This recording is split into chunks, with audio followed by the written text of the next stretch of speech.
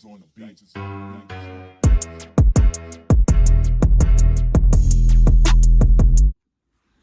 What's up, YouTube? It's your girl Lorinda, and I am back with another video. Before we get started, please like, comment, subscribe, and share my channel. This is just informational. This is my journey, so I appreciate everybody who has been following me. But this could be a quick video. I just want to talk about lift gates on 26 feet box trucks. Yes, you do need one. I recommend it. Let's say for Amazon. A lot of people want to know, do you need a lift gate for Amazon?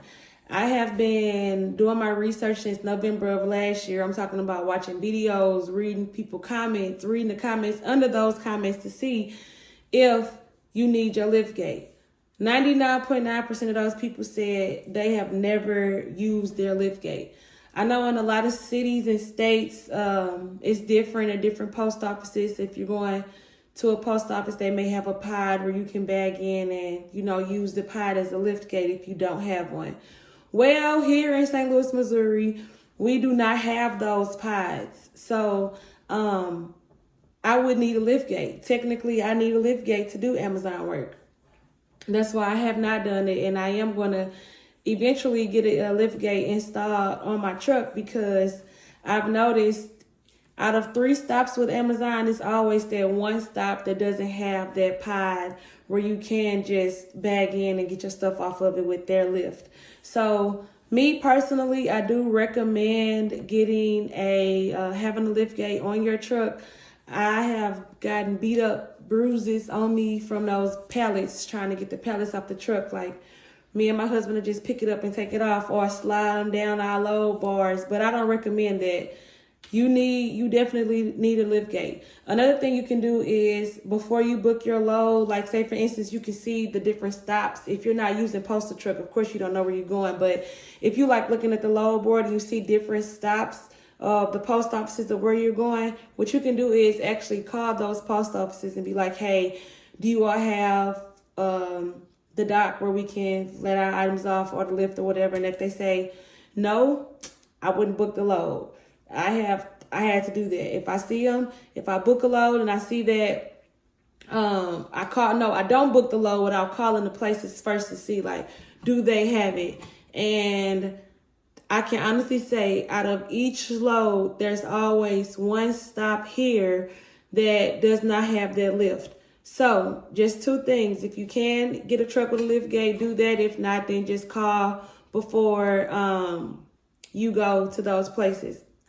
Like I said, every city and state is different, but here in St. Louis, Missouri, you definitely need a lift gate because we have really, really small post offices. I'm talking about very small post offices to the point where they can't even bring the pallet into the post office. Sometimes they have us leave them at the door because the Amazon wrapped the pallet so crazy, they be bulky and all out of whack. So if you don't have a lift gate, I strongly encourage you to get one because I started without one and I really, really wish that I did have one. But again, we're learning.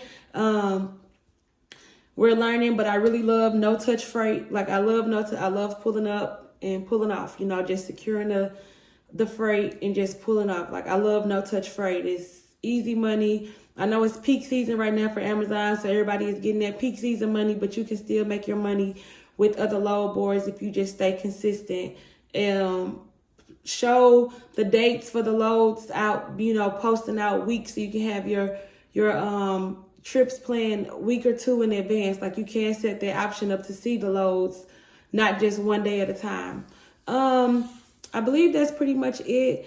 What I wanted to share. Also, one more thing. If you are on these load boards like C.H. Robinson and TQL and everything, and you see a load and it's saying that it's 9,800 pounds, you can't fit up to 12 pallets on your truck, contact the broker and be like, hey, can I get the load? I have a box truck. It's dock high.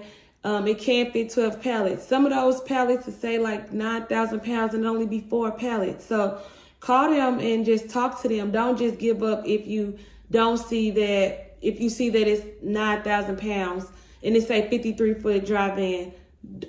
Call them still. It's been plenty of loads that I saw that that I saw where it said 53-foot load and it was 9,000 pounds, and I'm like, oh man, let me just leave it alone. No, if you call them, you can still get the load if it can fit your truck. Sometimes they'll say, let me contact the shipper and make sure it's okay for you to come with your box truck. And another thing, if they offer you the load, don't take a cheap amount because it's a box truck. You're still toting the same freight. Gas costs the same as a semi truck. You can do that.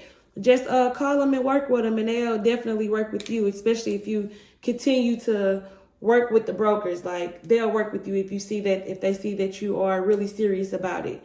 But that's all I have for today. I will be having an interesting video coming soon. So stay with me. I want to say thank you all again for following me, supporting me, comments, emails, all of that. Oh, one last thing. I cannot forget this. I did start my shop. You can go on my website and purchase the business startup plan if you need assistance. I can do it for you. My friend has a business checklist. I will post the links below. So you all, if you need assistance, feel free to contact me. I only have it at 5 at a time. Let's be real. I'm only one person. So I don't want to just start doing business and not being able to help people. So I'm doing 5 people at a time. Once I'm done with them 5, I'll open up another one. I'll, have it set where 5 more people can get it, and I'll just keep you all posted. But again, thank you so much. I will have the links in the description below, and I hope this video helps somebody. Have a great day.